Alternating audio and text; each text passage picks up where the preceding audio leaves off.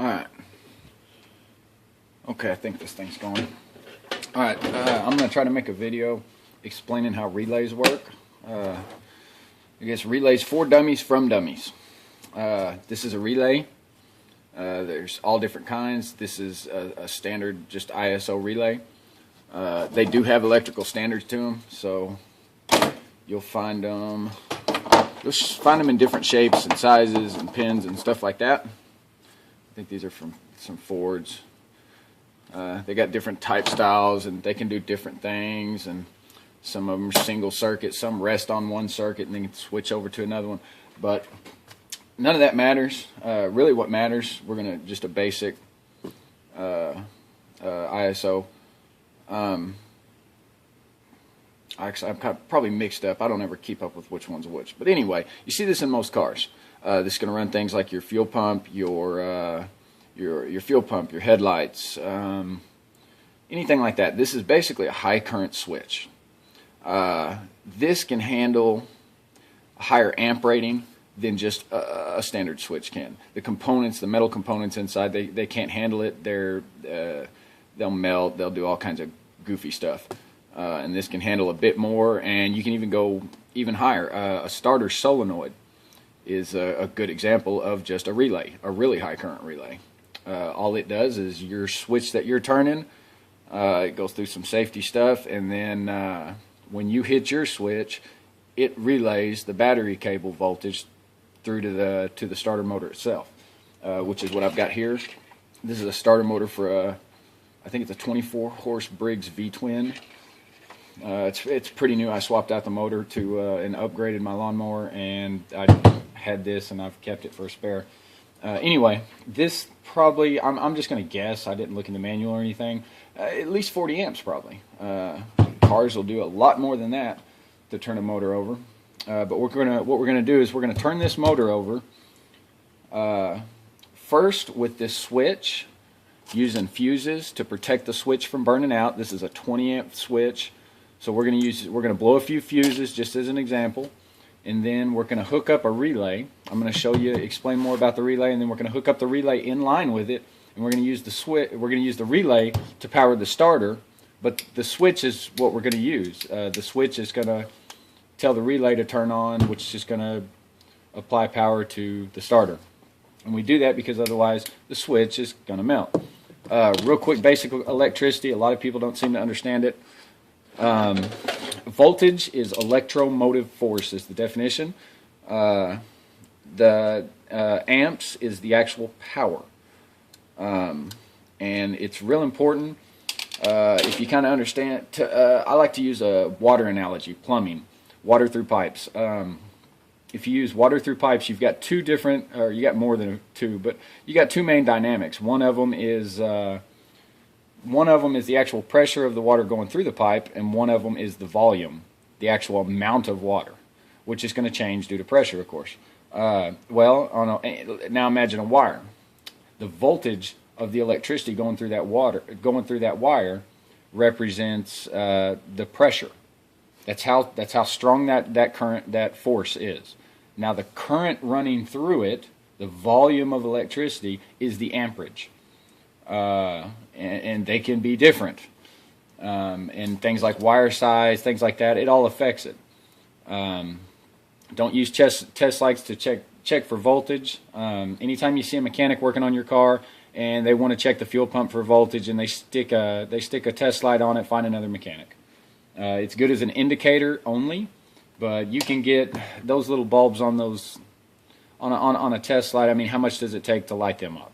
I mean, you could have a few volts and a couple amps or a couple watts to light up that little tiny bulb. It doesn't tell you if a high current circuit is getting enough power or not. So learn to use a multimeter. Anyway, let's see. Okay, relays from dummies for dummies. This is a quick diagram I drew up of a relay. Same thing that's on the top or side of most relays. Just about all of them come with a diagram on it. If not, if you know electronics, you can easily figure it out. A quick note on diagnosing a relay. The resistor side that we'll talk about right here. It's easy to test a relay. A lot of people will tell you you can't test them. They're pretty much full of it.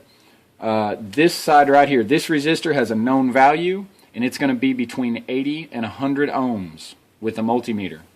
80 and 100? 60 and 100. No, 80 and 100 ohms across here. So if you put your multimeter here and here, pins 85 and 86, it should be between 80 and 100 ohms. If it's out of that spec, then it's either probably not a standard ISO relay and maybe has a different spec. Doubtful. All of them I've ever tested fell within this, or it's no good. Now to test that tests the resistor side of a relay. To test this side right here, what you would do is put a power and a ground here. I'll explain how it works here in a minute, but if you know how it works and you don't know how to test it, then here's how you do it. You put power and ground here to activate the relay. You might hear it click, you might not, but regardless, you put a multimeter here, pin 30 and 87 at the switch point, and you should have a closed circuit, zeros. So 80 and 100 across this side of the circuit, across this side of the circuit, or this side of the circuit should be zero when this side when energized. But basically what's happening, for people that don't know, this is a resistor. When you put power on one side and ground on the other, what happens is this creates a magnetic force across here. It's represented on this relay by that little dotted line.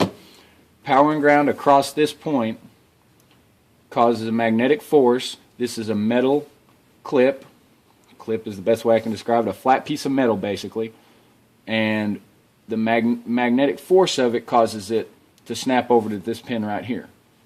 And that's it. That's all it is. This side can handle a whole lot more amperage and actual power running through it than this little switch can. And so what our plans are is we're just going to put power and ground to this, and we're going to put our switch on one side of it so we can interrupt that power or ground so it turns off or on the relay. And then we're going to take our upgraded circuit that this switch can't handle, that we need to control off and on. We're going to put it here at the pin 30, and then we're going to put the other cable here in pin 87. And basically that's just this part of it. You're just sticking it in between a direct wire from a power source, the battery or something like that, and the component you're trying to power, which in this case is our electric starter here. What brought this thing up and made me think of doing this video is the Fierro guys talking about they wanted diagrams for basically running better wires to the headlights, which is a great idea. These things are 20 years old, 30 years old, these cars are, and the wires degrade over time. They're small anyway. You do any kind of upgrades, sorry about that, you do any kind of upgrades and you want a little bit more amperage in there, and you don't want that high resistance from degradation over time. But if you were to do, for example, let's say in the Fierro, what you would do would be as simple as taking the wire that goes to the headlight itself, the bulb,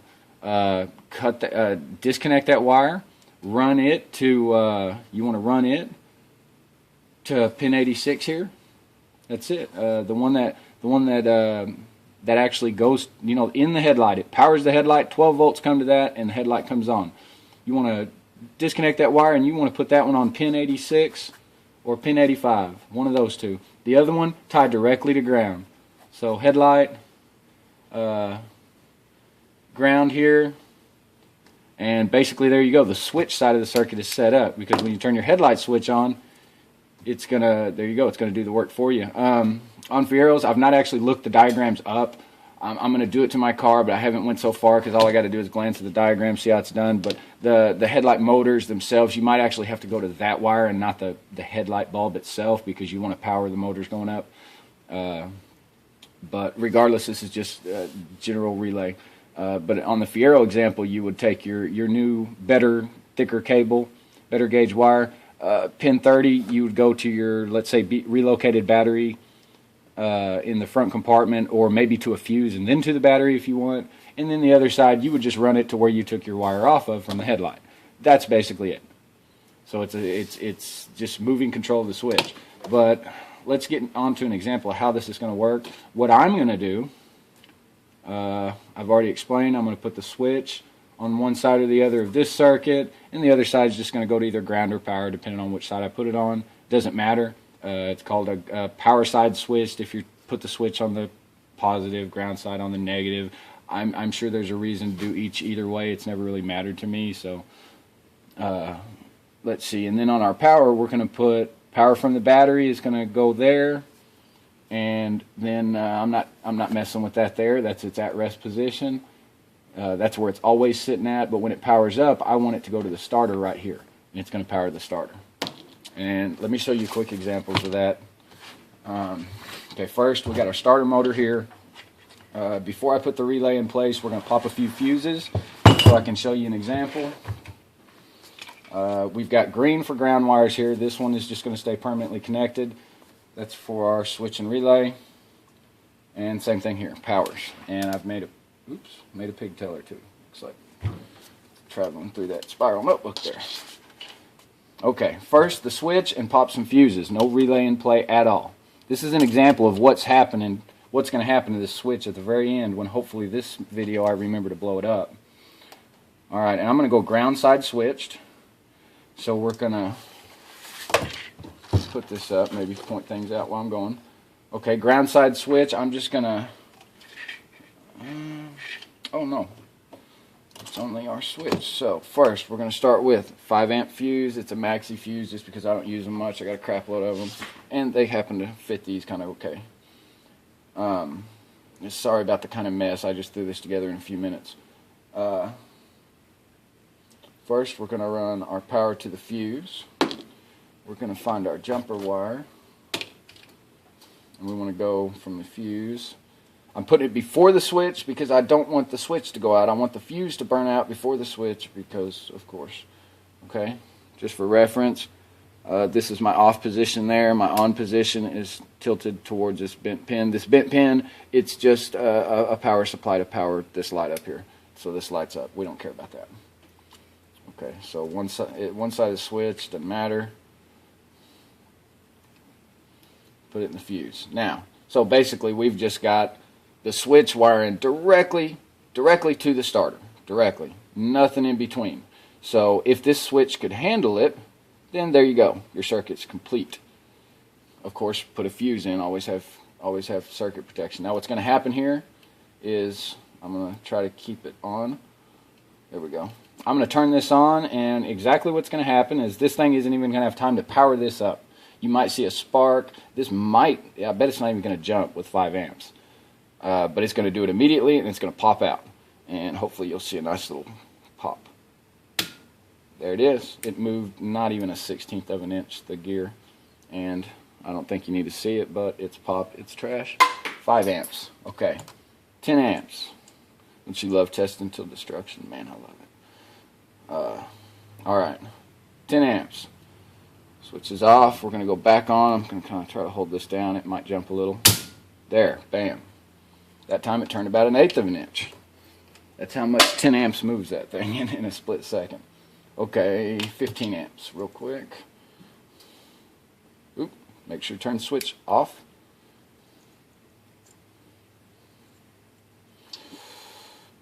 I should have just put together a fuse holder real quick. Alright, here we go again. There we go.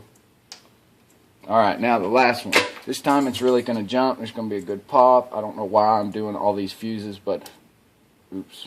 Okay. Turn the switch off. Alright, this is a 20 amp. This is rated at what the switch is rated at. I've already done this once, making another video that I didn't like, so I know that the switch should be able to handle it. But we're going to pop a little and it's going to move. So, ready? Bam. Yeah. Alright, so it's blown, it's done. Alright, that fun being over, now what we're going to do is I'm going to show you the difference with the relay. And we'll use a fuse too in line just to show you. In fact, I'll use a small one. Let me see how small I got. I got another 5 amp fuse. That's my last one. I don't want to use it. Okay, I got a 10 amp fuse. So we're going to use a 10 amp this time. And I'm going to do a little bit different. I prefer sometimes ground side switches. So we're going to put the ground here. No, I'm not. Never mind, because I want to keep the colors right. Alright, so here's our diagram here. Okay, first let's put the ground on. We need it on the resistor side, okay? Because we want to complete the circuit. I'm going to put it on 85 right there. So 85 is going to be right there on the side. So that's ground. Now I need this to just go to power. This is the power that's going to switch it on and off, so that's where our switch is going to go. And that's pin 86. 86. Okay, now we're going to go ahead and hook this to power, because got to complete the power and ground circuit. When we turn it on, that's what will happen. Turn the damn switch off. Okay, now we just need to hook up this part, and this is our high current side. So what I'm going to do, 87, it's at 87A now, so if I was to put it on there, switch or not, this thing's running with power here going to whatever you've got there if it's got a ground to it. So make sure you put it right here. 87, which is center, no, 87A. 87's off here to the side. We're just going to ignore 87A completely for this. Alright, now this right here is going to go to our big power, our battery power.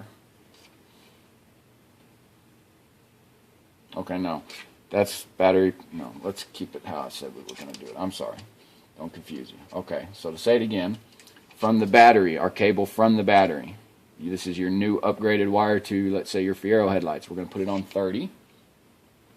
Again, I'm sorry guys, I'm not a videographer or anything like that. So, okay, and then 87, we're just going to send to our starter right here.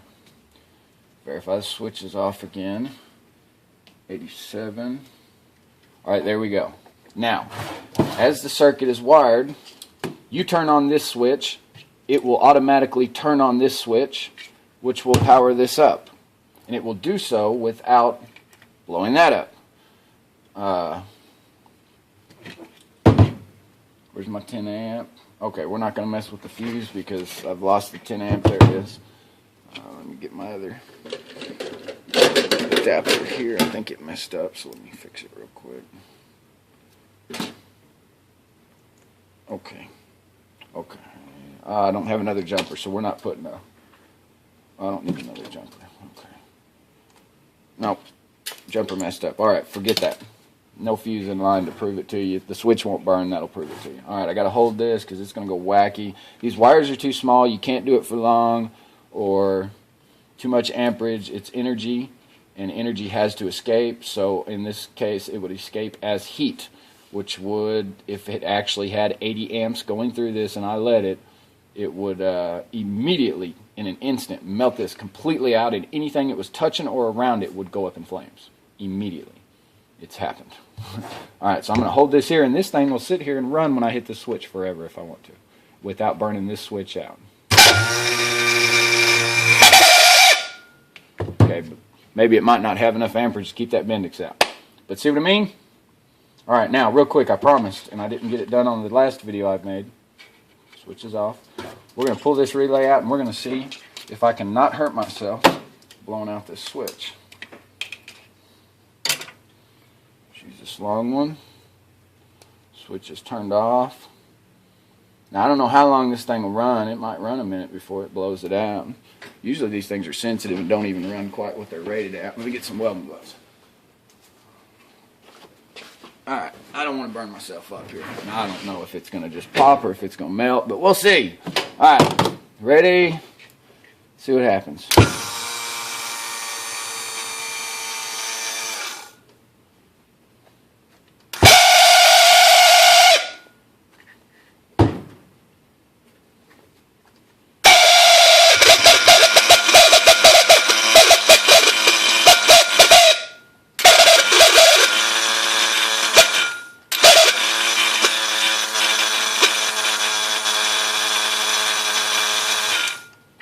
Well, I thought it would instantly go off. The wire's getting a little bit warm, but I don't think there's enough juice going through it. Maybe if it was under load, it would pull more amperage, and it would cause it to go out. But anyway, trust me, this is the only one in the world of these cheap little Chinese stupid switches that can handle 20 amps or more for more than a few seconds. So... ooh, yeah, that bad boy's hot. Yeah, see, what it would do is it's going to get slowly hotter and hotter. Yeah, it's over 100 degrees. Not going to burn me, but it would slowly get hotter and hotter until those just melted out. Apparently, it can handle whatever this is pulling from it, maybe 30 or 40 amps, maybe, through this stuff. But apparently, it'll do it for a little bit. Yeah, they're all hot. It's the wrong size wire. So good examples. But hopefully, that was a good enough explanation of how this worked, of how relays work. So there you go. Relays from dummies for dummies.